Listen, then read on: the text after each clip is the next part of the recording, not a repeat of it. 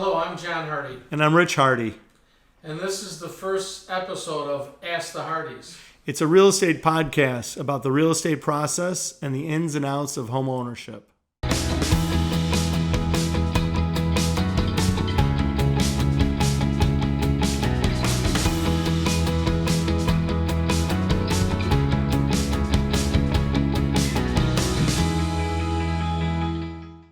So John, when you're working with buyers, what are you finding the number one or some of the most common problems that you're seeing some of your buyers having today?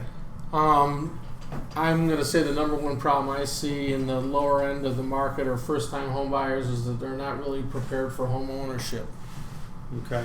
So when you say not prepared for home ownership, what are you thinking? All the costs that are involved after you've closed with the home. Okay. Not really realizing the true condition of the home and maybe things that it might need and having that in their budget prior to purchasing the home. Right. 5 years out, this home needs a new roof. Well, I don't have $10,000. Right. It's about making sure that they understand the total cost of home ownership.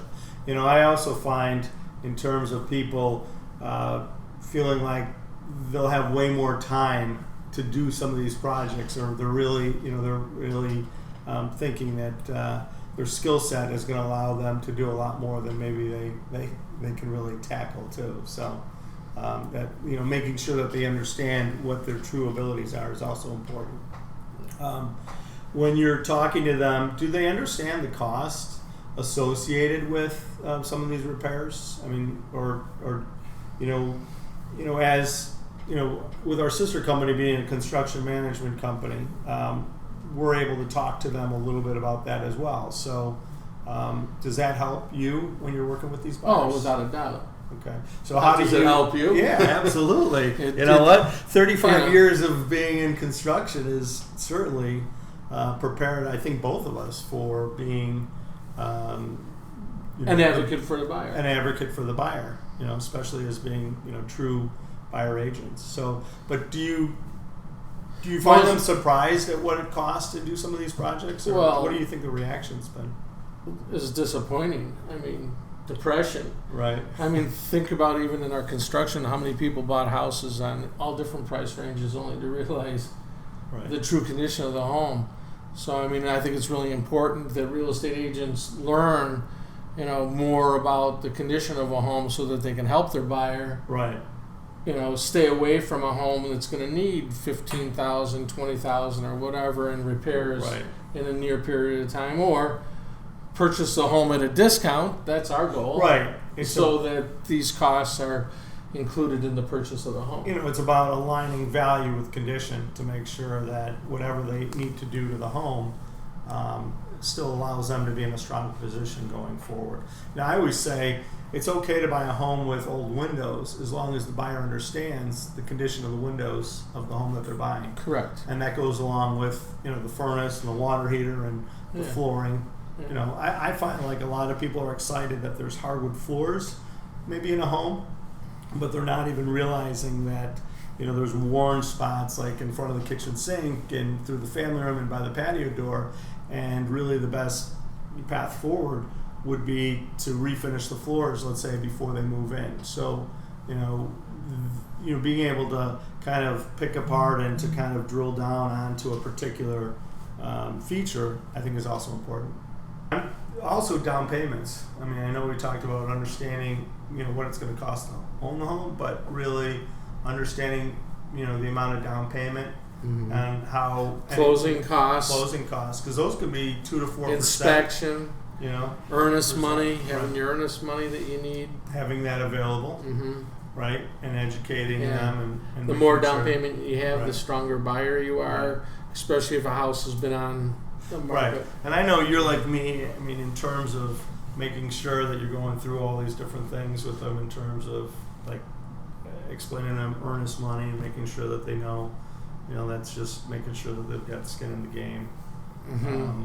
And just making sure that they've got money liquid to go ahead and pay. Usually the money out of pocket is going to be the earnest money, and then inspection fees, closing and costs. then closing costs will be usually, at the closing down table. payment. But just having that pool of money, and then like you said, I think also making sure that they're understanding, that what's on that list of absolute things that need to be done, right when they move in, and if there are projects that need to be taken care of.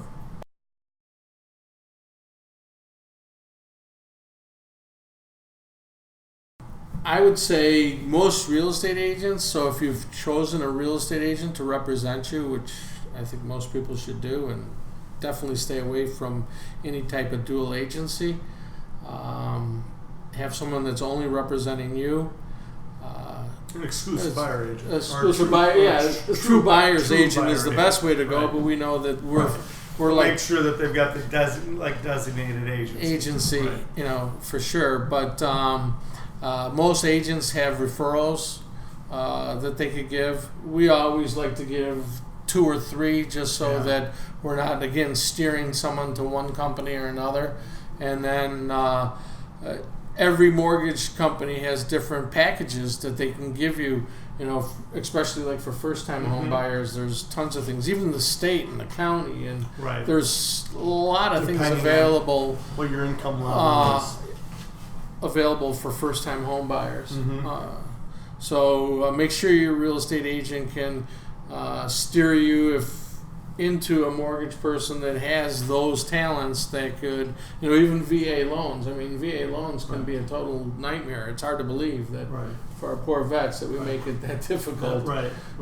It's easier not to have a VA loan than it is to have a VA loan. We've seen it. We've seen it both ways. I mean, they get a good interest rate. Right. They've got there's great benefits, but getting to that benefit can sometimes be. It can kill a deal. It can definitely kill a home for a vet. Absolutely, and it's been difficult. So again, the real estate agent, if you've got good representation, then your real estate agent has good vendors that they recommend, not only for mortgages but for attorneys, inspections. Radon, all the different things that even contractors. I mean, that's where we're really strong is that you've got 35 years, I got 45 years, but we've got our vendors for years and years and years that, hey, if I'm worried about this roof doesn't look right, I'm going to call, Mateos Roofing or Hanson Roofing and say, hey, come on out here. We did that do not that long ago.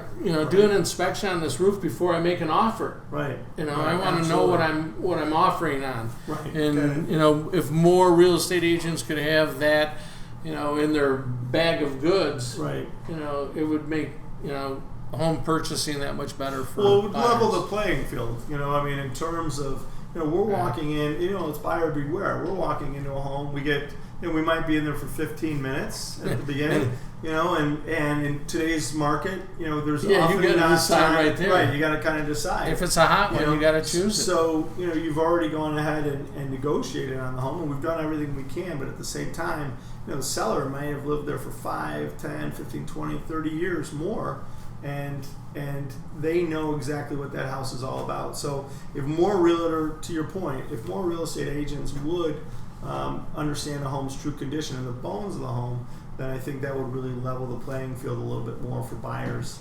Right. And then not having to necessarily pick a home that they inspect, to find out that there's right. Again, the whole system. We walk in a home for 15 minutes and you say, I love it.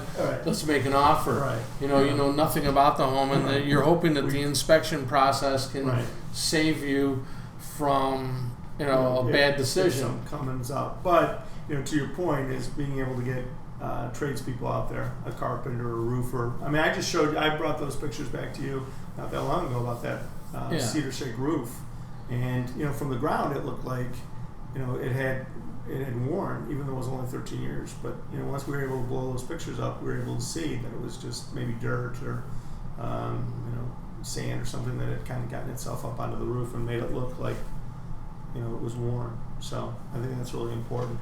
I always say that there's 5 people on the team. There's the buyer, there's the attorney, there's us as agents, mortgage broker, and the inspector. So I think it's, everybody's got to kind of do their job to kind of bring the buyer from offer all the way through to close. But again, if you choose the wrong home, inspection fees can add up. So you go in and have an inspection, you walk away from this home. You go in and have another inspection. So again, that's where a real estate agent really knowing the condition of a home and how to negotiate on the true condition of that home would help home buyers. Right, because if we've done our job as agents, then that inspection process should really just be an extension of what we've already seen, and there really shouldn't be any surprises. It should just be, a more in-depth look at some of the things that we've already pointed out as agents. Correct. And they should have confidence that they're inspecting with the idea that they're moving through the process and not inspecting to try and rule the home out or to renegotiate, that you've already negotiated properly on the front side. And that never goes well. You go back and try to renegotiate after you, especially, we said 2002 pricing, so the person's taking a bloodbath. They bought the house for $600,000, they're selling it for $300,000. Right. And then you want to come back and take another $10,000 from them. You might as well ask them for their firstborn. Right. It's that rough. It's amazing how difficult. Once everybody's kind of come to an agreement, being able to stay on that track is always best. Absolutely. Another question I'm wondering is, what do you tell buyers is a first step in the real estate process?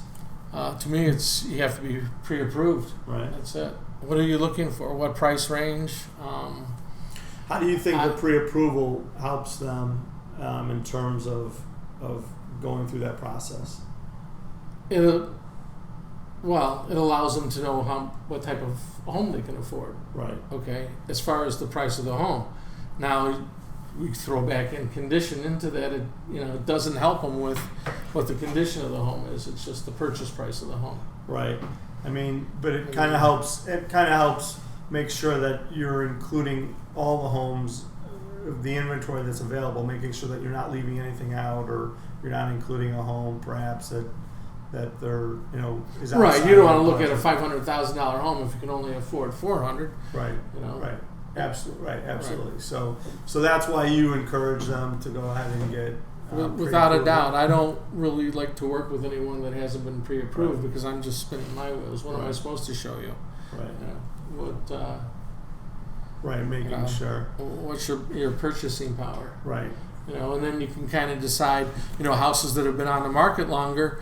Okay, so my number is 300.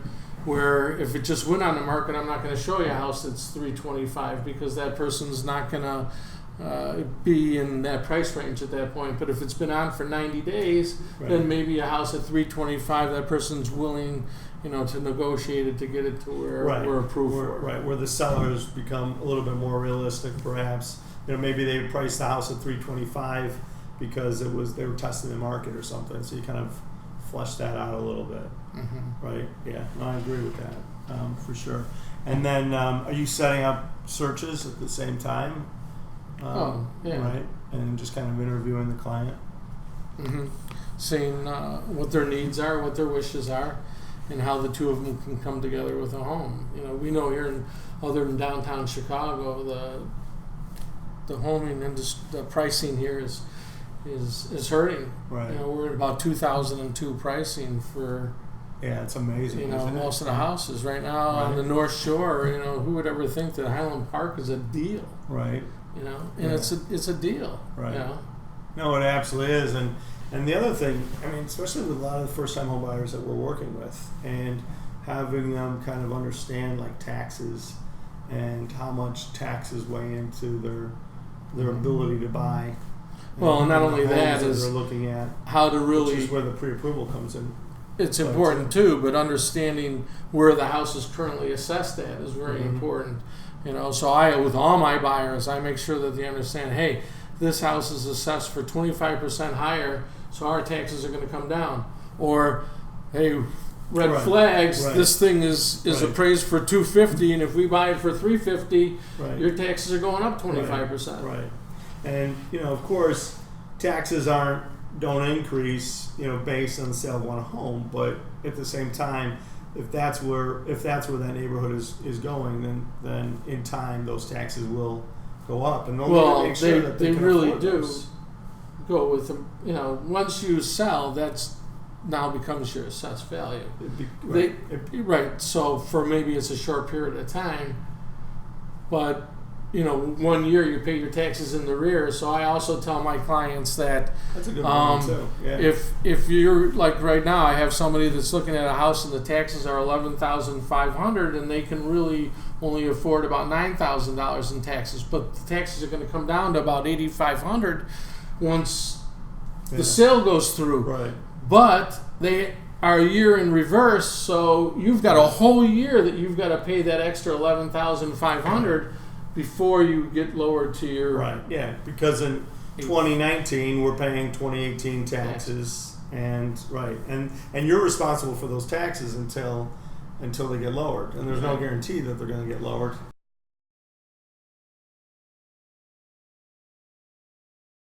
No matter what, there's a sacrifice. Some people will give up an attached garage to be, to live in Winnetka, where somebody doesn't want an attached garage in Northbrook. Right. It's amazing. There are $2 million houses with detached garages in Winnetka, and it's hard to sell a $600,000 house with a detached garage in Northbrook. Right. So every buyer is different in where they're willing to compromise, because there's every time nobody ever ends up with, even when we're building a $4 million house, that homeowner is making compromises. Right. It's a process. So same thing.